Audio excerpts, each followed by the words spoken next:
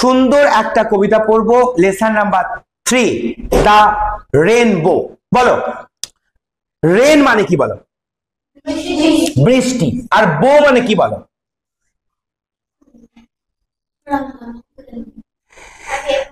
বলো বো and arrow মানে কি মনে পড়েছে?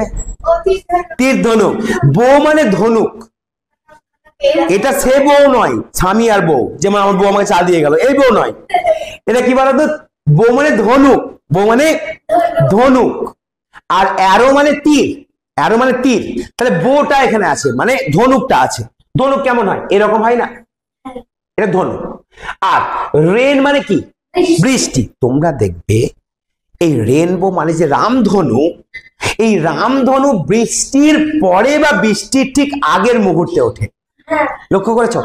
বৃষ্টির পরেই হয়। কেন বৃষ্টির পরে হয়? কারণ কেন হয় বলো কি? বৈজ্ঞানিক যুক্তি কি আছে? কে দিতে পারবে? বৃষ্টির পরে বলো। হ্যাঁ, বৃষ্টির পরে ধূলিকণার সাথে জলগুলো ভেসে ওঠে, মানে ভাসে, তারপর করে সূর্যের আলো পড়ে দিয়ে ওইরকম ছাপটা এরকম। একদম, সবাই হাততালি দাও। একদম একদম। অভি করেছিস তো, রামধনু করেছিস একবার সেই তরিয়েতে জল নিয়ে? হ্যাঁ, ওটা করেছো অভি? আমি যখন পুজো করি, হ্যাঁ, তাহলে ছোটটা করে তেল থাকে তো, তেল জলে দিয়ে ওরকম তেল দিলে আর ভালো হয়। হ্যাঁ, ওরা ভেসে যাই। নিচেটা আয়না দিবা, আয়না দিয়ে দেওয়ালে দিবা, দেখবা 7টা রং চলে আসছে দেওয়ালে। আয়না, ওখানে আয়না, আয়না তো নাকি অভি? রোদ তো লাগবে, রোদে ফেলতে হবে, তো রং আসবেই না। ওখানে আয়না দিবা, আয়না দিয়ে দেখবে রেনবো চলে আসছে ওখানে।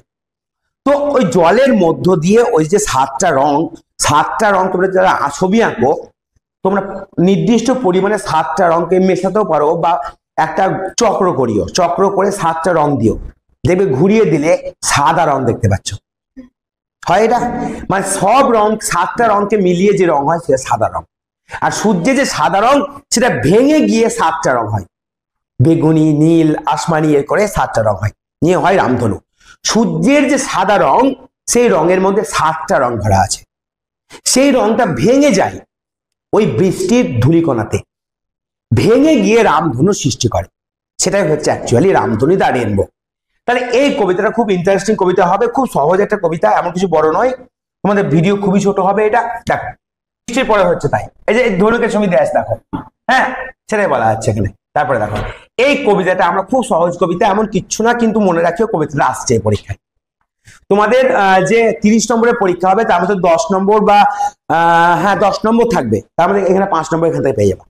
10 নম্বর সিন থাকবে, ধরো 10-12 নম্বর, তার মধ্যে এখান থেকে 5 নম্বর পেয়ে যাবে। ঠিক আছে, দেখো দ্য রেনবো মানে রামধনু, খুব সহজ কবিতা। বোটস, বলো বোটস মানে কি? নৌকা। হ্যাঁ, একদম, নৌকা। বোটস মানে নৌকা, যেগুলো মানুষ তৈরি করে, যেগুলো আমরা দেখবা নদী পারাপারের জন্য ব্যবহার করি। হ্যাঁ, বা পুকুরে থাকে, পুকুরে বড় দিঘিতে থাকে নৌকা হয়, ছোট ছোট ডিঙি নৌকা, ওগুলোকে বোট বলা হয়। ঠিক আছে, তাহলে বোট গুলো সেল করে, সেল করে মানে ভাসে, সেল করে মানে ভাসে বা পাড়ি দেয়, যা বলবো এখানে, ভাসে, ভেসে বেড়ায়।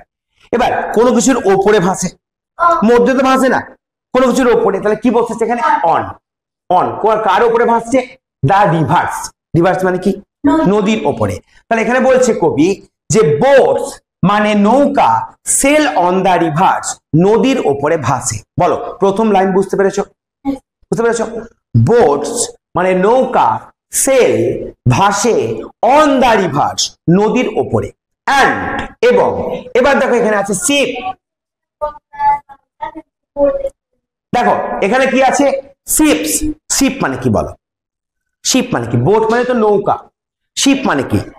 শিপ মানে জাহাজ। একদম, সেই জাহাজ দেখবে অনেক কিছু থাকে, খেলার মাঠ থাকে, দোকান থাকে।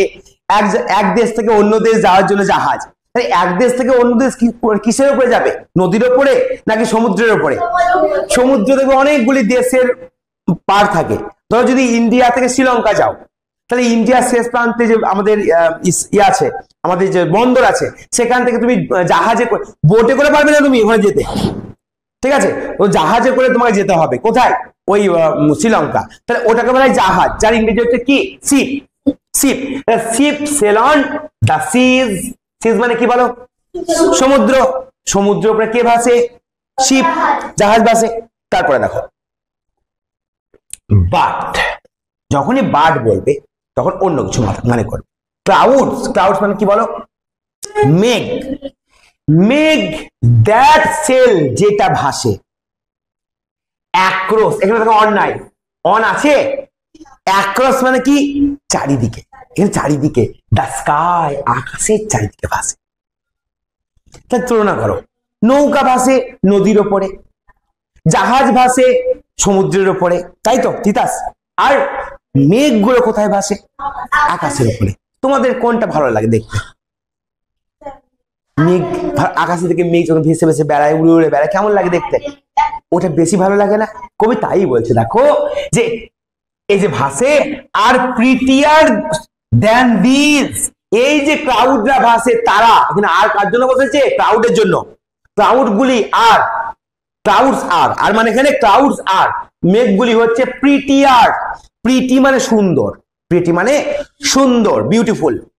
আর প্রিটিয়ার মানে কারো চাইতে সুন্দর। দুইয়ের মধ্যে তুলনা হলে, দুইয়ের মধ্যে। তো আমি বললাম যে অর্নেসা প্রিটি আর তিতাস প্রিটি। এবার বললাম তিতাস অর্নেসার চাইতে প্রিটি, তখন প্রিটিয়ার হয়ে গেল। সুন্দর, সুন্দরতর, বাংলায় বলতে পারো সুন্দরতর। তাহলে প্রিটিয়ার কারো চাইতে হলে দ্যান বসে, কার চাইতে? দ্যান দিস, এগুলোর চাইতে। কোনগুলো? কোনগুলো চাইতে?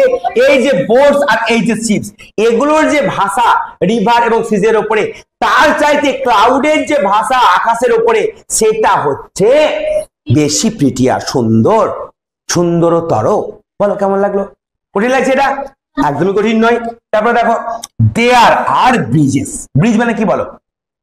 নদীর উপরে ব্রিজ দেখোনি? বহরমপুরের ভাগীরথী ব্রিজ, রঘুনাথগঞ্জের জঙ্গিপুরের ব্রিজ দেখেছো কিনা? সেই ব্রিজেস, ব্রিজ রয়েছে। দেয়ার মানে রয়েছে, কি রয়েছে? ব্রিজ রয়েছে। কার উপরে? রিভার মানে কি?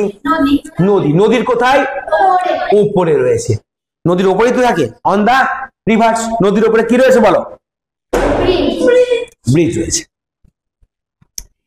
as pretty as you please, ততটাই, আবার প্রেরি পেয়েছো, দেখো এই প্রেরিটাই পেয়েছো, ততটাই সুন্দর যতটা। as pretty as মানে ততটাই সুন্দর যতটা, ইউ প্লিজ তুমি যতটা খুশি হও দেখে, ততটাই সুন্দর। তুমি ব্রিজ দেখে যেমন খুশি হও, হাওড়া ব্রিজ দেখেছো?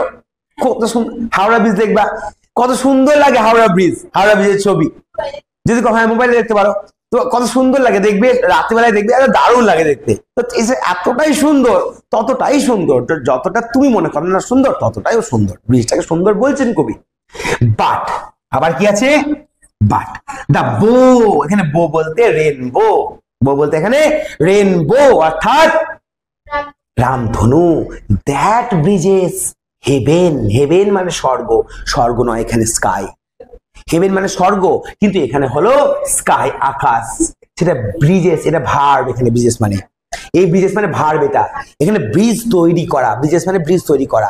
ওই যে রেনবো, ওই যে বো, ওই যে রামধনু, যেটা ব্রিজ তৈরি করে হেভেনের উপরে, স্বর্গের উপরে ব্রিজ তৈরি করে। অ্যান্ড ওভারটপস, ওভারটপস মানে কারোর ওপরে থাকা, টপ মানে উপরে, ওভারটপস কার উপরে থাকে? দ্য ট্রিজ, গাছের ওপর দিয়ে যে যায়, সেই বো, সেই যে রেনবো। অ্যান্ড বিল্ডস, বিল্ড মানে কি করা? তৈরি করা। বিল্ডিং বলি না, বিল্ড মানে তৈরি করা। কি তৈরি করে? এ রোড, একটি রাস্তা তৈরি করে। দেখো রেনবোর এরকম করে যে হয়, পরপর দাগ হয় না, এরকম হয় না, এরকম এরকম এরকম বিভিন্ন রঙের, তাহলে মনে হয় যেন এটা রাস্তা, তাই না? তাহলে এই যে রোড তৈরি করে, ফ্রম মানে থেকে, কোথা থেকে করে? ফ্রম মানে থেকে, আর্থ পৃথিবী থেকে করে, কোথা পর্যন্ত? টু, কোথা পর্যন্ত? To sky. তাহলে ফ্রম আর্থ মানে পৃথিবী থেকে আকাশ পর্যন্ত, তাই না? পৃথিবী থেকে আকাশ পর্যন্ত যে একটা রাস্তা তৈরি করে, ইজ প্রিটিয়ার। আবার প্রিটিয়ার পেয়েছো, আবার প্রিটিয়ার পেয়েছো, মানে কার চাইতে সুন্দর? ওই যে ব্রিজ দেখো তুমি, হাওড়া ব্রিজ দেখো, তার চাইতে সুন্দর। ফার মানে অনেক বেশি, অনেক বেশি সুন্দর। দ্যান দিস, এই সবগুলোর চাইতে, সবগুলোর চাইতে বলতে এখানে সবগুলোর চাইতে। যা তুমি পড়লে যে বোট সেল দেয় রিভারে, শিপ সেল করে শীতে ক্লাউড যেমন সুন্দর, ব্রিজ হয় যেমন বিভিন্ন রকমের ব্রিজ হয় যেগুলো নদীর উপরে থাকে, রিভারের উপরে থাকে, এই সবগুলোর চাইতে এই যে রেনবো যে সুন্দরভাবে আর্থ থেকে একেবারে স্কাই পর্যন্ত একটা রাস্তা তৈরি করে, খুব সুন্দর রঙের হয়, গাছের উপরে দিয়ে যায়, সেটা সকলের চাইতে সুন্দর। এই হয়ে গেল আমাদের দ্য রেনবো কবিতা।